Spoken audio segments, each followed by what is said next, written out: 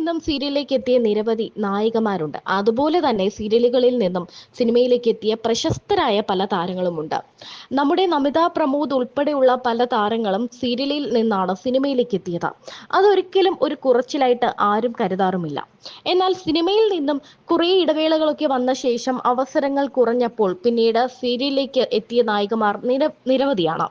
അത്തരത്തിൽ ഒരാളാണ് ഏറ്റവും പ്രശസ്തയായ താരമാണ് ചിപ്പി. ചിപ്പി ഒരു സമയത്ത് സിനിമയിൽ നിറഞ്ഞു നിന്ന ആളാണ്. നായിക വേഷം, സഹോദരി വേഷം, അനിയത്തി വേഷം, അങ്ങനെയുള്ള പല വേഷങ്ങളിലായി നിറഞ്ഞു നിന്ന താരമാണ് ചിപ്പി. അതുപോലെ സുജിതയും സിനിമയിൽ നിന്നും സീരിയലിലേക്ക് എത്തിയ നായികയാണ്. സുരഭി സന്തോഷും അതുപോലെയാണ്. സിനിമയിൽ നായികയെ എത്തിയ സുരഭി ഇപ്പോൾ സീരിയലിൽ സജീവയാണ്, നായിക റോളുകളിലാണ്.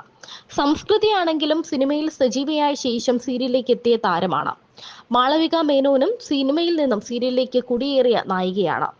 രഞ്ജിനിയെ നോക്കുകയാണെങ്കിൽ സിനിമയിൽ ഒരു കാലത്ത് നിറഞ്ഞു നിന്ന നായിക വേഷങ്ങളിൽ ഒരുപാട് പേരുടെ ആരാധനാ കഥാപാത്രമായിരുന്ന ആളാണ് രഞ്ജിനി.